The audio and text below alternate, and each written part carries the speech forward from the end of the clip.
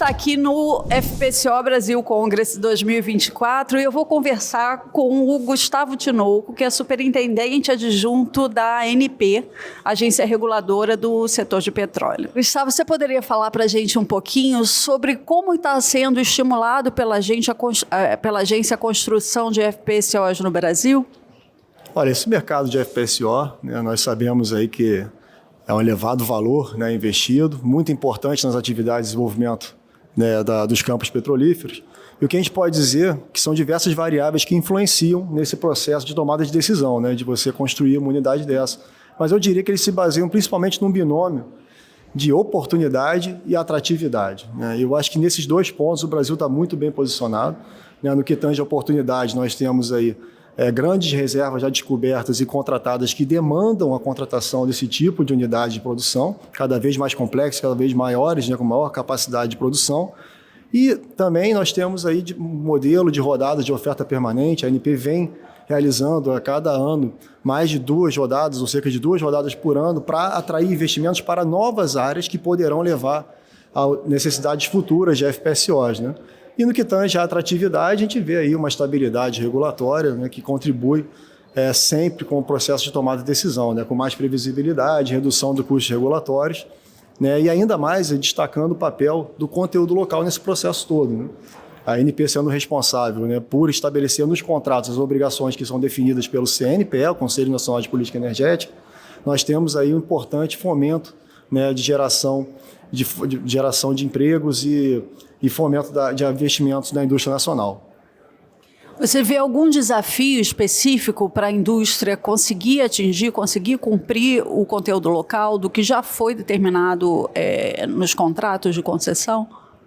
Olha, nessa linha de que as unidades de produção, as FPSOs, são os componentes aí de alta complexidade, a longo prazo de amadurecimento e conclusão, e lidam com uma cadeia industrial de suprimentos muito complexa, é natural de que esses projetos sejam globais, sejam realizados a nível global. Então, nós temos unidades que estão sendo construídas em estaleiros chineses, coordenados por empresas EPCistas de Singapura ou da Coreia, e utilizam componentes que são gerados ao redor do mundo. Então, acho que a maior complexidade é o tipo de monitoramento desse tipo de projeto, e que todos os participantes, seja o operador que contrata a unidade e aqueles que são responsáveis por seu processo de construção, que estejam atentos a sempre incorporar os componentes nacionais para que seja alcançado o conteúdo local mínimo, ou seja, no mínimo que seja alcançado o conteúdo local.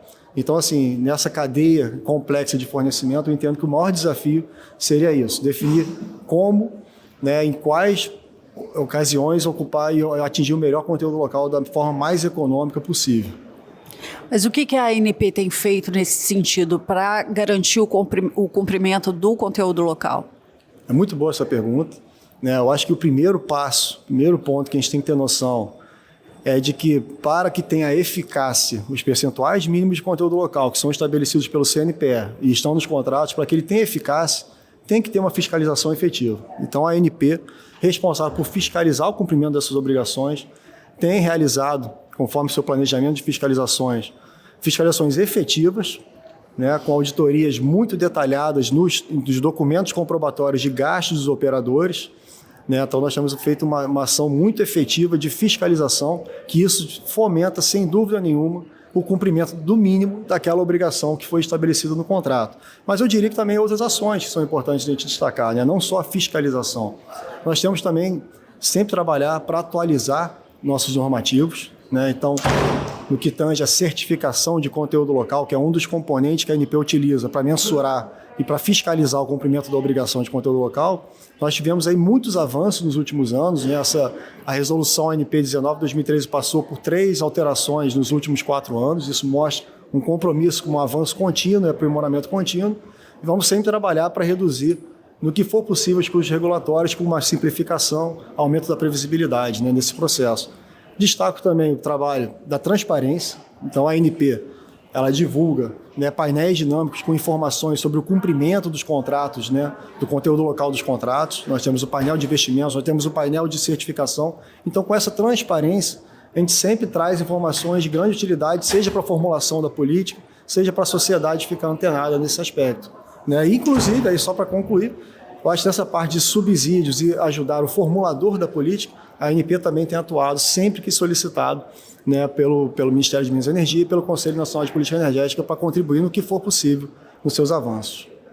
A ANP tem um papel importante, né, no desenvolvimento desse mercado. Como você acha que a agência reguladora ela enxerga o futuro do mercado de FPSOs no Brasil? A participação do conteúdo local tende a crescer? Que transformações a gente pode esperar? Bom, naquele ponto de que a FPSO é um dos principais componentes de um projeto de exploração e produção no país, né, e tendo em vista que o Brasil hoje, né, conforme informações que nós dispomos, concentra 50% da demanda global de FPSOs, a gente enxerga aí que é um mercado pujante, com muitas oportunidades para o conteúdo local. Né, assim, em termos das unidades do futuro, né, das FPSOs do futuro, a gente enxerga aí que são unidades que virão cada vez mais complexas, ou seja, uma complexidade embarcada para processamento e para adaptação dos diferentes tipos de reservatório que são alocados. Então, a gente vê um aumento da complexidade, principalmente lidando de grandes reservatórios no país, ou seja, aumento de complexidade e capacidade. Nós vemos aí um aumento de tecnologia embarcada nessas unidades. Essa tecnologia é essa que contribui muito com o processo de automação e com a segurança das operações.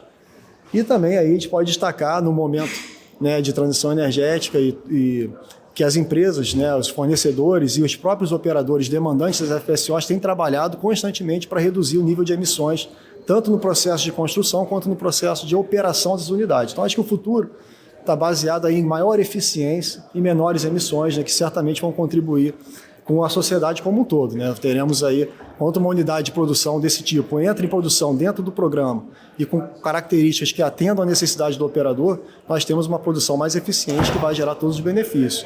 E do ponto de vista da regulação, não temos como dizer agora se teremos alterações ou não para o conteúdo local das unidades de produção no futuro, mas o que nós tivemos foi uma sinalização positiva do Conselho Nacional de Política Energética, com a sua resolução 11 de 2023, que ocorreu em dezembro de 2023, ela criou um novo mecanismo de transferência de excedente de conteúdo local. Esse mecanismo de transferência de excedente, ele consiste em que mecanismo?